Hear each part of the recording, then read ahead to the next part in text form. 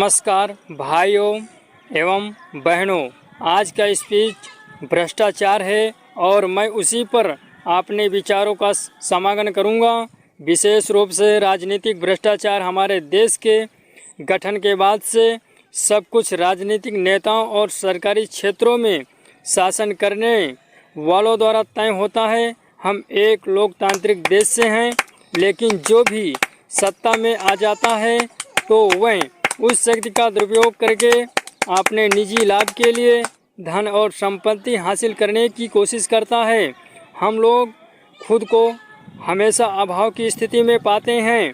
हमारे देश में अमीर और गरीब के बीच अंतर बढ़ गया है, इतना बढ़ गया है जहां समाज के एक वर्ग के पास समृद्धि और धन है और वही दूसरी तरफ अधिकांश जनता गरीब ढेरों से नीचे रहती है। यही कारण है कि कुछ देशों की अर्थव्यवस्था गिरावट का सामना करना पड़ रहा है, जैसे अमेरिका की अर्थव्यवस्था आदि। हम अपने देश के जिम्मेदारी नागरिक हैं तो हमें ये समझना चाहिए कि ये भ्रष्टाचार हमारे समाज की अधिक विकास में खाई है।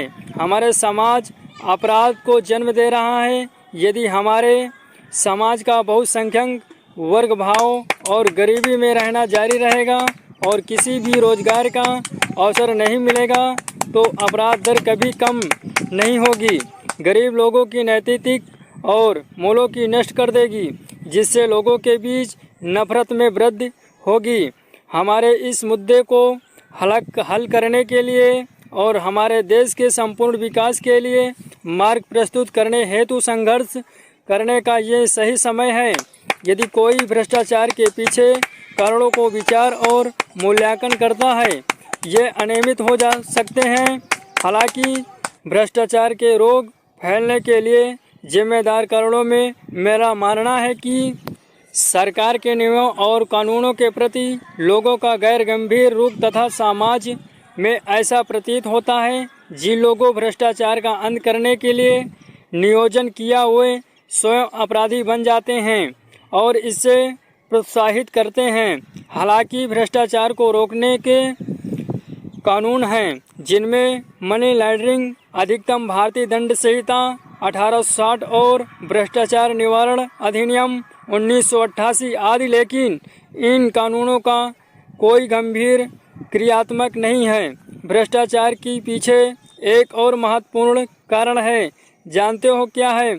नोटरशाही और सरकारी कार्यों की पारदर्शिता है।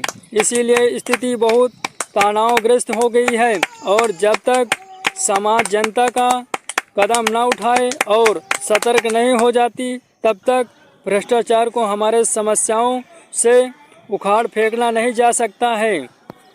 तो आइए हम एक साथ खड़े हों और भ्रष्टाचार के खिलाफ लड़ें।